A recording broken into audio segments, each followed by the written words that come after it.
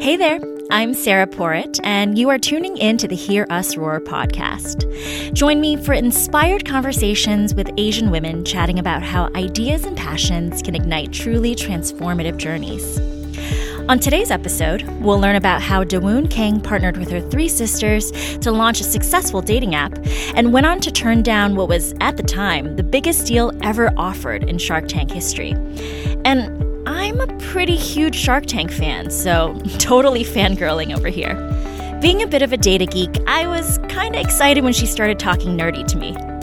There was an interesting study.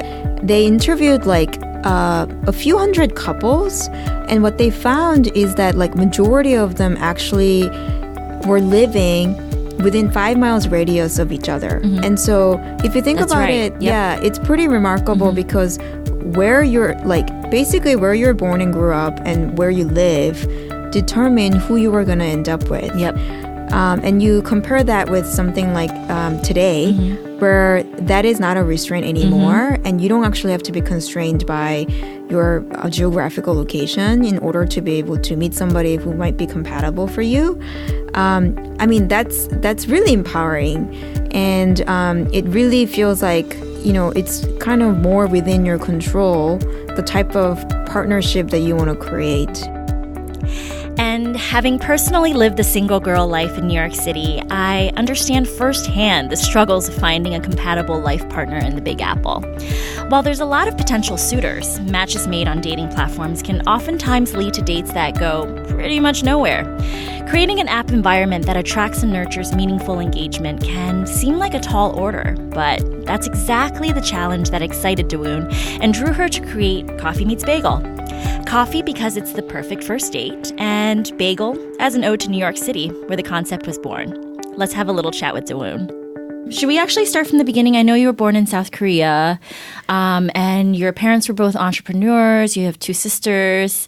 How was it growing up in South Korea, and how was your relationship with your sisters and your mom and dad? We're very tight. We're very close. I think, and it's interesting because my dad, as an entrepreneur, was super busy, rarely came home before he actually went to sleep. And we only got to spend Sunday with him, because in Korea at the time you worked from Monday through Saturday. Oh, wow. Yeah. And so only the Sunday was really fun because our dad, would be available, and then we would wake up, and then he would actually just be like, hey, what do you want to do today? And then just very spontaneously make up really fun things to do, whether you would be going to amusement park and whatnot. And so if I think about the actual amount of time that we spent together with him, it wasn't a lot, but it was such a quality time. And I have so many fun memories with him. And so we were very close because of that. And then my sisters and I have a twin sister. We've always been really close, and we're quite close with our older sister as well. And, I think because we actually came abroad to the U.S. when we were 12 and 15 together and didn't speak English, it was three of us just had to bond. Without your parents? Without our parents, yeah. Oh my gosh. Yeah. Wait, so did you stay with anyone or? So it was a setup where we went to high school in Hawaii, so that's where we first moved. Gotcha. And one of my dad's friend was a neighbor. Okay. And, but yeah, for all intents and purposes, it was the three of us. And so naturally, we really had to bond and work together. And I think that kind of became the foundation of us being able to kind of rally and start a company together. Was there any level of fear, apprehension? I'm surprised your parents let you guys come by yourself so young. I feel like my mom still tells me to look both ways when I cross the street. She still thinks I'm 5. Yeah, it's crazy. Now that I'm older. Yeah, you look back and you're whoa. That was insane. That was really crazy. Yeah. And I don't think I could do that with my children. For sure, certainly not. And I was like, oh my God, Mom, and Dad, you're crazy. Right. But in a way, I think having that trust from your parents, knowing that somebody actually trusts you, and is counting on you to do your best, and that actually is huge. And I think because I knew that there was a tremendous trust that my parents were putting on us and how much they were counting on us to actually make the best of this opportunity, I think that that really pushed us to be to push ourselves and not to do, not to cause trouble. And I think that meant a lot, even though I was little. Yeah. I feel like also, and I don't know if you have a shared experience, but I feel like our generation, Asian Americans or just Asians, you're taught to be a lot more self-sufficient. I don't think helicopter mom was even an option. My parents, they taught me how to cook. Yeah. They're just taught not me around. how to take care of myself. Yeah. They taught me how to sew. Yeah. But then at the same time, you're like, oh, I can do this stuff. Yeah. It's not that hard. Yeah. And then my friends are like, oh my God, that's insane, right? Yeah, But then at the time, it was like, oh, okay, well, I guess this is kind of like the thing to do. Right. You just take care of each Yeah, other. yeah. That's And really cool. we didn't think it was a huge deal. Looking back, it's like, wow, that's kind of crazy. Yeah. And I know your parents were entrepreneurs, right? Do you feel like having parents that were business-minded and, very adventurous in that way instilled some qualities in you and your sisters? How did their perspective change how you guys are today? Yeah, totally. I really am a big believer in like we're a product of our own environment. And whatever we're exposed to, I think really shapes the world we end up creating. And one of the reasons why I'm really grateful that both my parents were an entrepreneur and I was very familiar with that subject growing up. I remember going to his factory. So my dad started a scrap iron business, which is recycling metal in Korea. Cool. Yeah, with his brother. And which is where we got the idea of like, oh, actually, when we grow up, why don't we all start a company together? That's cool. Yeah, you've seen it work well together. Yeah, exactly. Yeah. And so that's what I saw. And there was nothing like, I think because I saw saw him doing it since I was so little, there was like, it didn't seem like extraordinary or very different, even though it was a very different career choice, particularly in Korea at the time. And so it just felt very natural for us. And, same goes with my mom. And so a lot of time when I get asked like, oh, how did you actually end up choosing entrepreneurship as a career choice because it's very unusual? It didn't feel unusual for us because we saw growing it up. And which is actually one of the reasons why I think diversity and just getting all of our future generation exposed to different kinds of stuff is really, really important. And I think if I actually didn't have that, it would have felt very foreign and something that I probably wouldn't have had the confidence to be able to start. Yeah, I can definitely understand that because my dad was on the other end of the spectrum and he worked at a university. And whenever he tried to start a business, it was like baby steps. And there was a lot of apprehension and I could feel it, you know what I mean? And he just never took it far enough to actually make it something. Yeah. And it was always the backup plan. Whereas I feel like when you're a natural entrepreneur, that's your first line of defense. Yeah. That's not your backup. Yeah. So very, very different way of thinking and approaching things. Yeah. And then, I remember when we first decided to start a company, I was actually in Hong Kong at the time working for JP Morgan, and it was a very comfortable job. I was on the investing side, so the hours were really good. Pay was really high, and a lot of people were like, oh my God, you're crazy for doing this. It's so like you're basically throwing everything out. What if it doesn't end up to anything? Right. Which is very possible. And we told our dad, hey, we're going to start a company together.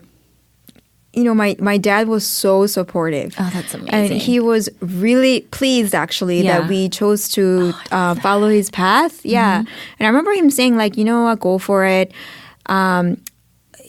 There's a Korean proverb saying, leaf that's stuck in a pond, like basically a water that is not moving is going to rot. And so you have to be constantly be moving forward. And so he said, like, I'm so glad that you're actually taking the leap of faith. And if it doesn't work out, then I have your back. And so that actually meant so much comfort too. Yeah, it's like the trust, the comfort. Yeah, exactly. And he was our angel investor. Yeah. And so cool. having the support means a lot, right? Yeah. And so I'm very lucky. I know that Yeah. that's not something that everyone has access to. So we're very lucky that we actually had a very supportive family who really backed us when we were first choosing to start off start down this road. With Coffee Meets Bagel, it's a calling.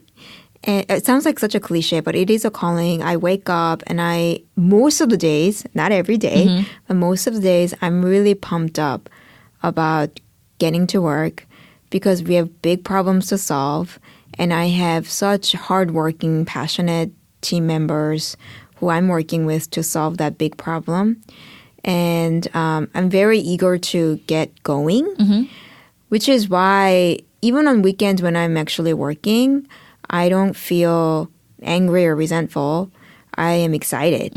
And I think that's the main difference. Yeah. So when you guys first ideated and created Coffee Meets Bagel, were there any big players in the game? And if so, was it scary or did you feel like there was an opportunity and you found that pocket? It was scary. It was both. So it was very scary.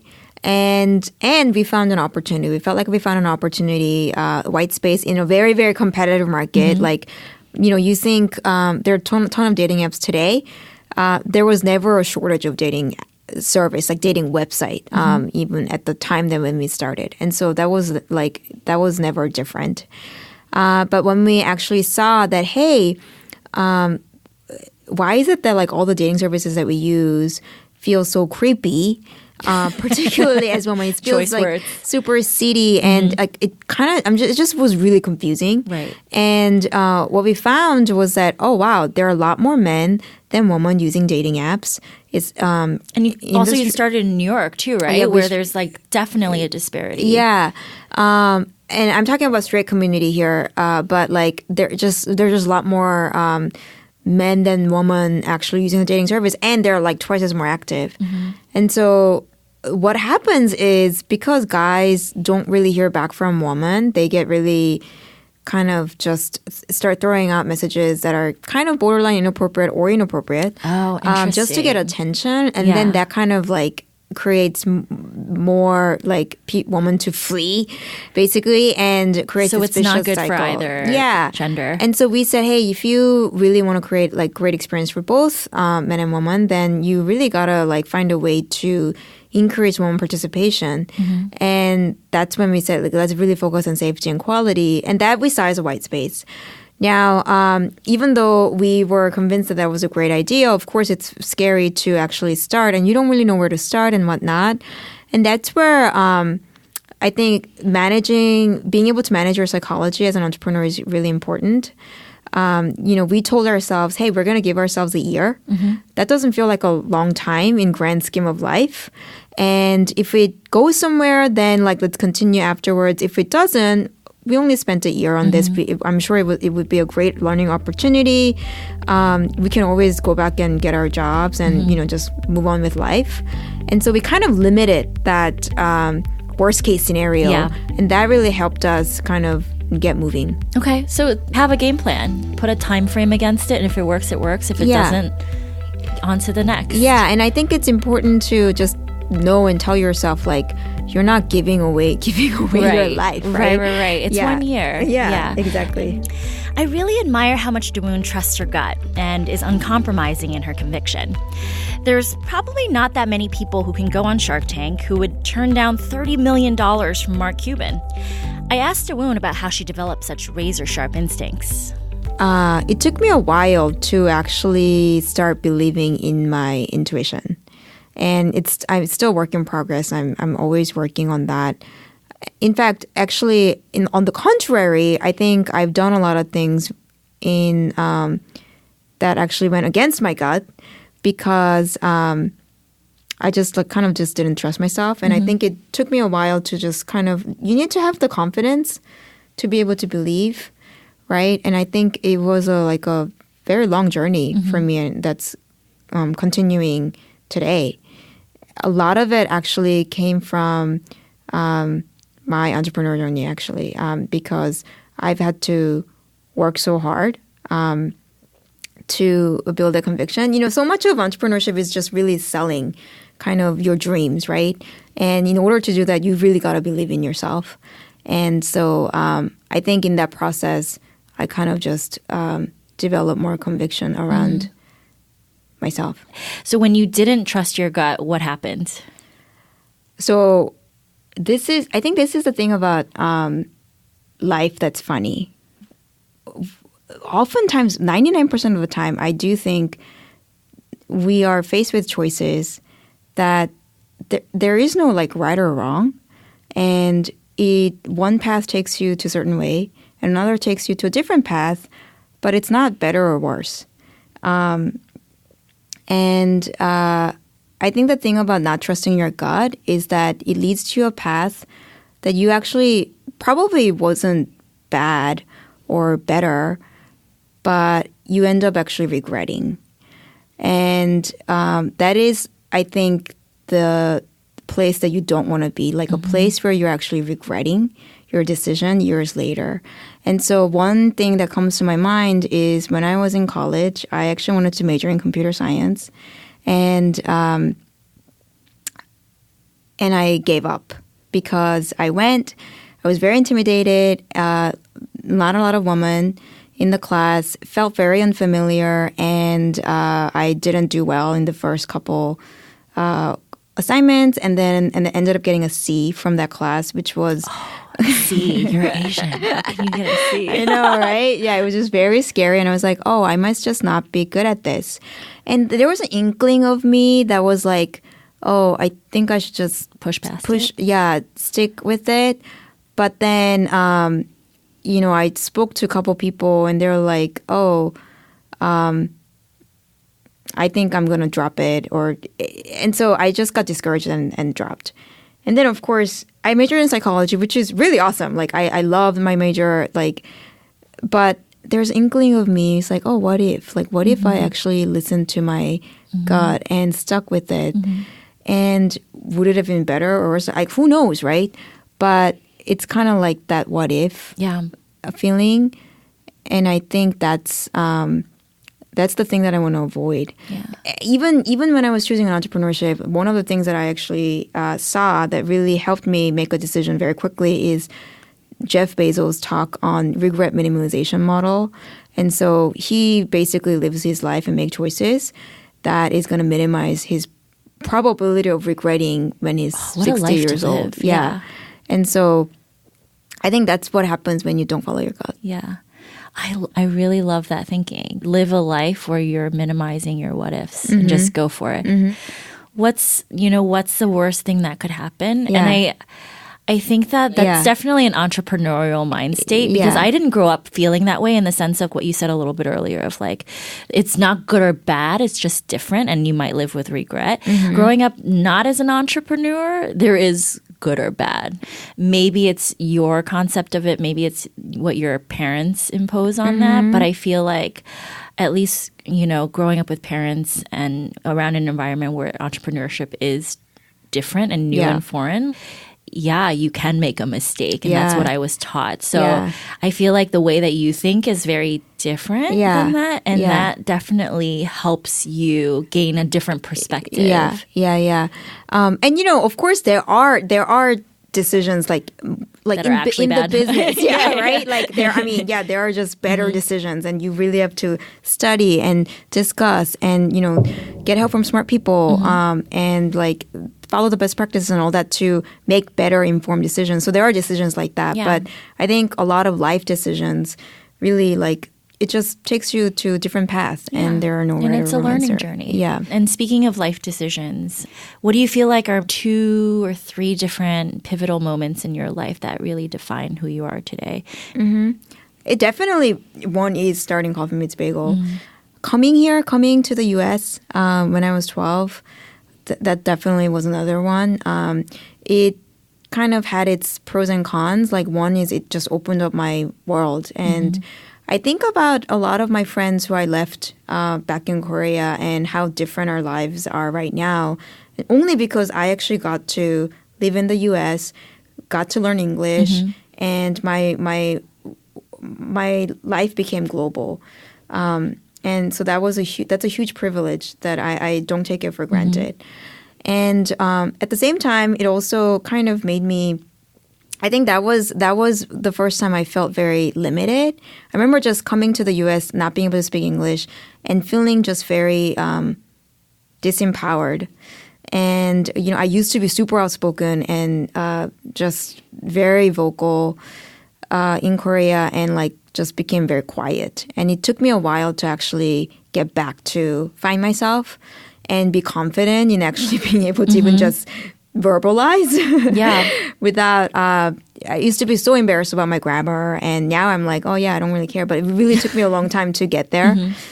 So that was another pivotal point in my life. Yeah.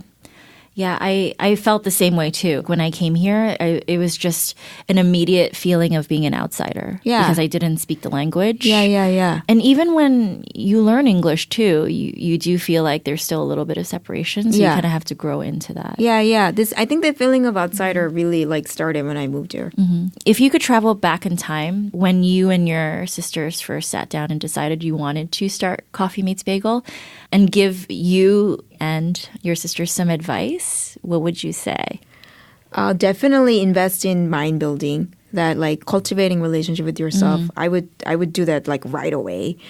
It's funny now. I have a coach. I have a therapist. I have sisters and partners who I rely on. Like, you just need a lot of support to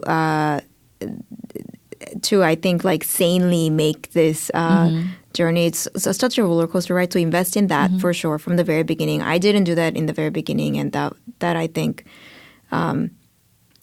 it's something that I would do differently.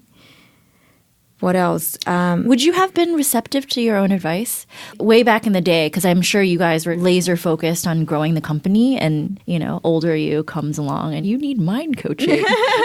Would you Maybe be like, not? I think it's very possible I would have been like, no, go away.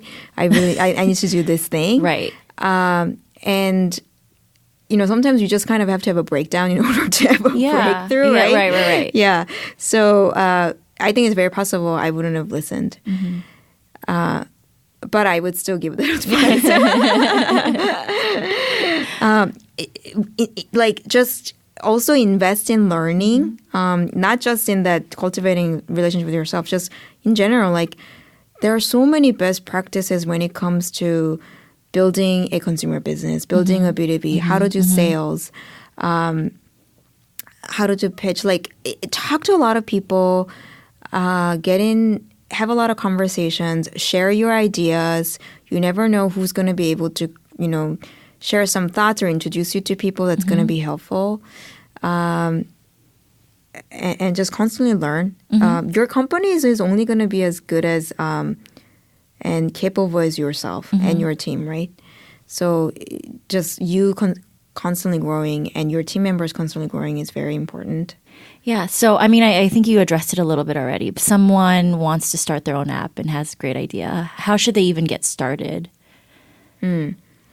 So, first of all is talk to your customers a lot more than you think. Like, so that you really understand whether it's B2B or B2C, I think it's the same. Like, whoever is actually the one who's making the purchase decision, really make sure you understand their state of mind, understand their underlying needs, like the problem that you're trying to solve for them. And so talk to them a lot. Talk to a lot of people who have similar experiences. I often see, burgeoning entrepreneurs, and I was the same case, where like they're kind of afraid of sharing ideas because they feel like it's going to be copied or somebody's going to steal it. But really, like, I do believe like ideas are kind of cheap. Like, the way you execute is going to make the difference. And before you actually start investing so much time actually executing, which can be very expensive and costly in terms of time investment, you want to talk to a lot of people who has done something similar so you can learn. And then I highly actually recommend finding a partnership, like co-foundership. I actually have a huge respect for people who are sole founders. Like, it's such a lonely, difficult road that it's hard to do for a very long, sustained time if you're doing it alone, I think. And it's very easy to get burnt out if you don't actually have somebody who can kind of, rely on and like encourage each other. And so find partners who you can trust, so you can kind of bring them along the journey. Being happily married and having thrived in the business of dating for quite a few years, I was really curious if Dawoon had any good advice for the single ladies out there. I would say take it slow. And, well, actually, stepping back, I would ask myself, like, why do I want to date? And really make sure that I'm not trying to date because of all this, like, pressure that I'm putting on myself or because of society or family. If you're operating under pressure, it's never going to be fun. And so, like, just kind of ask yourself, like, why am I doing this? If it's not enjoyable, like, really, like, why not just take a break? Yeah. And so I would just kind of, like, look at yourself and how you're engaging with dating life, not just dating app, but just dating in life. I think if you're, like, trying to go on a date every day or even every week, and if there's that pressure and if it's not happening, that's a lot of stress. Yeah. So I think that's very important. I think actually knowing what you want really clearly Huge. is very big. Oftentimes we actually don't, and then end up wasting a lot of time just looking for something that we know is not what's good for us. Yeah.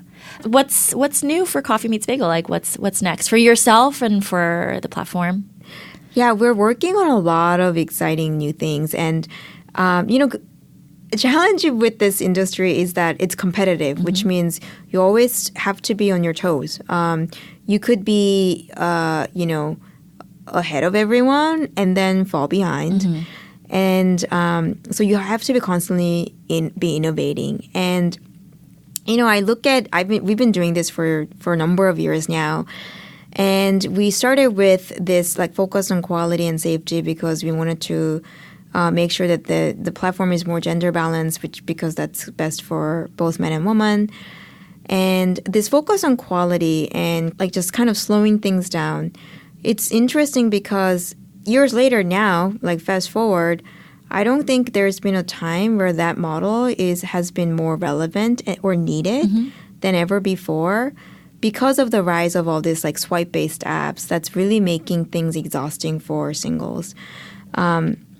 Dating has, I don't think dating has ever felt easy, but I don't think it's ever felt this hard. And it's because everything's kind of on steroid. And, like, you could go on, like, one date a month, and now you could, if you want, just even go, like, couple dates a day, right? Yeah.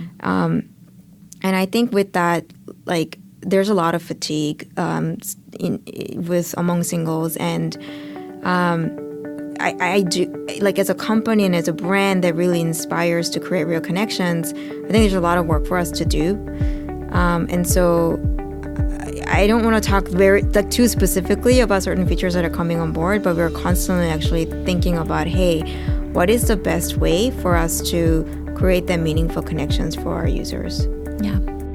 Thank you so much for tuning in to the Hear Us Roar podcast. Until next time.